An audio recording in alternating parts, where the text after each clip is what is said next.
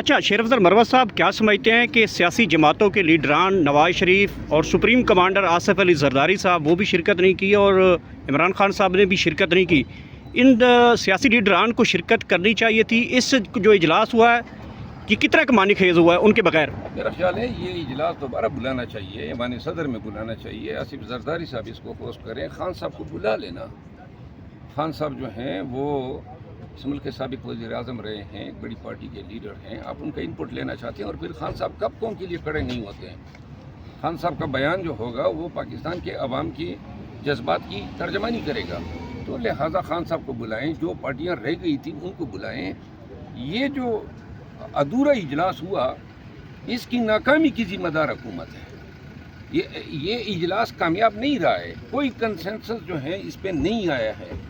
और ये इजलास अगर दोबारा हो जाए क्या जाएगा, एक तारीख रख ले और तमाम को एतमाद मिले कि बुला ले। कौमी मसला है ना, तो इसमें जो है अना का मसला बनाना कि हम खान को नहीं लाते हैं या खान को तक रसाई नहीं देते हैं, ये मेरे ख्याल में मुल्क की मफाद में नहीं है। अच्छा सर, कल के इजलास में दो टोक अल्फाज में कहा गया कि पाकिस्तान के नेबर्स की सरजमीन पाकिस्तान के खिलाफ इस्तेमाल हो रही है और स्पेशली अफ़गानिस्तान को भी मेंशन किया गया।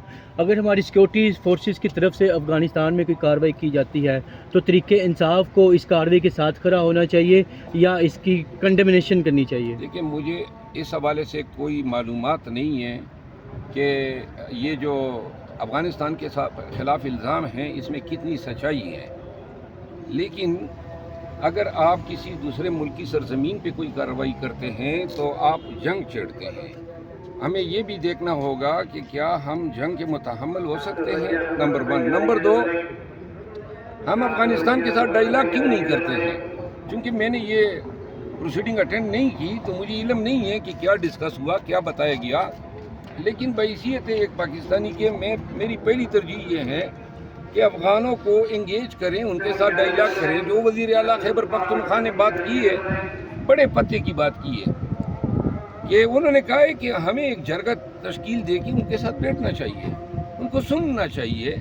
ट्रेड हमारी मुतासर हो रही है, मईशत हमारी मुतासर हो रही है, फिर क्यों कर अफ़गान हुकूमत जो है वो खामखा में पाकिस्तान में बदनामी चाहेगी। अगर कोई ऐसे अनासर हैं तो वो सामने आ जाएंगे।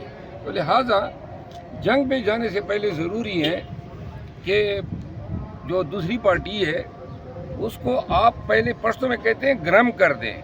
आप उनके पास जाएं, उनसे बात तो कर लें, पहले बात कर लें, उनको बता दें हमारे साथ ये और इंतहाई अब पार्लिमानी कमेटी ने कह दिया कि जाएँ शरीक हो। ये एक मुंतखब बॉडी है, फिर जाके पॉलिटिकल कमेटी जिसमें 3-4 मुंतखब लोग हैं, बाकी सारे नान मुंतखब लोग हैं, और फिर वहाँ पे जो हैं क्यों ना करें। और इंतहाई अब पार्लिमानी कमेटी ने कह दिया कि जाएँ शरीक हो। ये एक मुंतखब बॉडी है, फिर जाके पॉलिटिकल कमेटी जिसमें 3-4 मुंतखब लोग हैं, बाकी सारे नान मुंतखब लोग हैं, और फिर वहाँ पे जो हैं क्यों ना करें। अच्छा, शेर अफजल मरवत साहब क्या समझते हैं कि सियासी जमातों के लीडरान नवाज शरीफ और सुप्रीम कमांडर आसिफ अली जरदारी साहब वो भी शिरकत नहीं की और इमरान खान साहब ने भी शिरकत नहीं की। इन सियासी लीडरान को शिरकत करनी चाहिए थी। इस जो इजलास हुआ है कि कितना कमानी खेज हुआ है उनके बगैर। मेरा ख्याल है ये इजलास दोबारा बुलाना चाहिए, ईमान सदर में बुलाना चाहिए। आसिफ जरदारी साहब इसको पोस्ट करें, खान साहब को बुला लेना।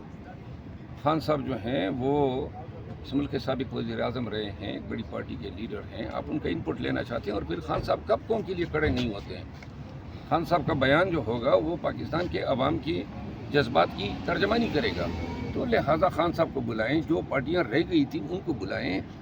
ये जो अधूरा इजलास हुआ इसकी नाकामी की जिम्मेदार हुकूमत है। ये इजलास कामयाब नहीं रहा है, कोई कंसेंसस जो है इस पर नहीं आया है।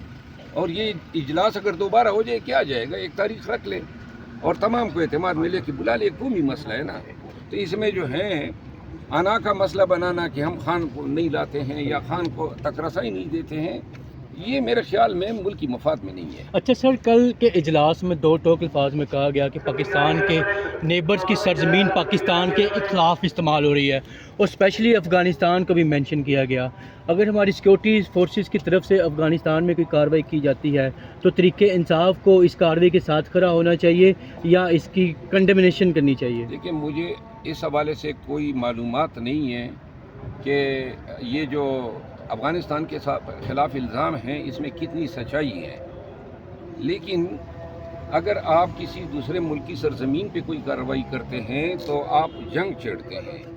ہمیں یہ بھی دیکھنا ہوگا کہ کیا ہم جنگ کے متحمل ہو سکتے ہیں، نمبر 1۔ نمبر 2، ہم افغانستان کے ساتھ ڈائیلاگ کیوں نہیں کرتے ہیں؟